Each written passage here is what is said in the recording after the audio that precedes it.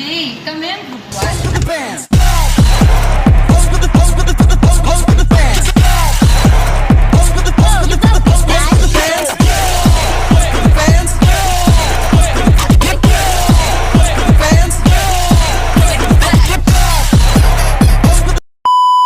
Ang napili namin sektor ay ang feminism. Bakit nga ba feminism?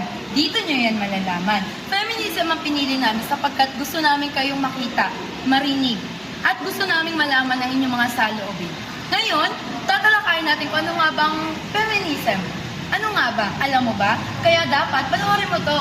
Ngayon, malalaman din natin kung ano nga bang mga advokasya para sa feminism, ano nga bang mga benefits ng feminism, at last, ano ang challenges na kinakaharap ng feminism. Ngayon, magkakaroon din tayo ng overall para ating ma-realize, ating malaman kung ano nga ba ang tunay na kahulugan ng feminism at ang kahalagahan nito sa ating komunidad. Yun lang. At tara, alamin natin. Ano ang feminism? Ang feminism ay isang kilusan para sa gender equality. Ibig sabihin, pantay na karapatan at oportunidad para sa lahat, babae man o lalaki, at pati ibang gender identities. Gusto ng feminism na wakasan ang sexism, exploitation, at oppression.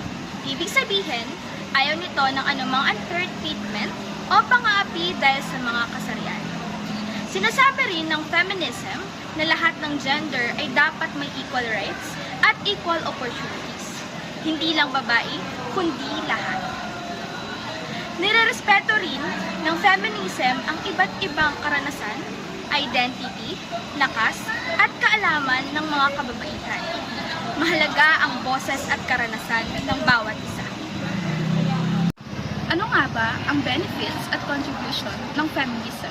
Ang feminism ay may malaking ambag sa lipunan dahil pinalawak nito ang legal rights ng mga kababaihan tulad ng karapatang bumoto, magmay-ari ng property at makapag-aral. Tinutulungan itong makita at labanan ang mga patakaran at paniniwala against sa karapatan ng mga kababaihan at ginagamit din ito ang intersectionality para maunawaan na magkakaiba ang experience ng mga babae depende sa gender, race, at social class. Pinaglalaban ng feminism ang equal pay, reproductive rights, at fair treatment sa mga trabaho habang pinapalawak nito ang pag-unawa sa gender roles at nilalaban ang mga stereotypes. Dahil din dito, mas maraming kababaihan ang nakakapagtrabaho na nagdudulot ng social at economic progress. Kaya mahalaga ang feminism sa pag-advance ng human rights at paggawa ng mga batas para sa gender equality. Ang feminist advocacy ay isang paraan upang magbigay ng boses sa mga marginalized sectors at labanan ang gender injustice sa pamamagitan ng paggawa at pagpapatupad natin ng mga batas. Maaari din tayong gumamit ng mga social media upang mas mapabilis at mapalawak ang pagbibigay natin ng awareness para sa lahat. Ang layunin nito ay magdala ng cultural shift at policy change na maaaring makapagbigay ng pantay-pantay na karapatan para sa lahat. Feminism remains a strong movement for gender equality, pero marami itong criticism at challenges na ang patuloy pinagdedebatehan. So una is may internal conflict dahil iba-iba yung branches ng feminism, kaya minsan is hindi nagkakasundo sa goals at strategies. May criticism din na nag-generalize ito ng women's experiences.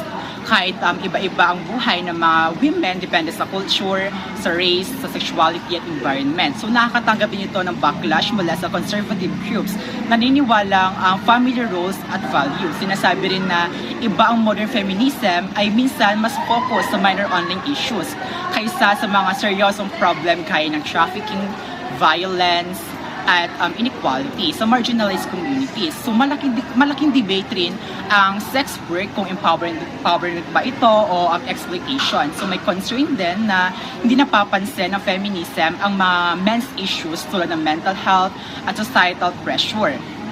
Dahil sa mga isyong ito is patuloy kina-question ang methods at inclusivity ng feminism na nagpapakita na kailangan nitong mag-adjust para maging mas effective sa tunay na gender equality. Sa kabuuan, ang feminist ay nagkaroon ng napakalaking epekto sa ating lipunan mula noon hanggang ngayon. Kung titignan natin ang history, marami itong naipaglaban para sa kababaihan, tulad ng karabatang bumoto, mag-aral, at magkaroon ng proteksyon sa trabaho. Dahil sa feminist movements, nagkaroon ng mas maraming oportunidad ang mga babae sa edukasyon, trabaho, at leadership roles. Pero hindi doon nagtatapos ang feminism. Hanggang ngayon, patuloy pa rin ang mga efforts ng mga feminist groups para tugunan ang mga issue na nararanasan ng kababaihan. Nakapokus sila sa 3 malalaking bagay. Una, ang akses sa maayos na healthcare. Pangalawa, ang economic equality o patas na oportunidad sa trabaho at sahod. At pangatlo, ang protection laban sa sexual violence at iba't ibang uri ng pang-aabuso. Patuloy din ang advocacy sa pamamagitan ng batas, public campaigns at community organizing. Layunin nitong baguhin hindi lang ang mga polisiya, kundi pati ang kultura at pananaw ng lipunan tungkol sa gender equality. Kaya masasabi natin na malaki na ang naitulong ng feminism. Pero mahalaga rin na magpatuloy ang movement para makamit ang isang lipunan na kung saan lahat ng gender ay may pantay na karapatan, dignidad at oportunidad.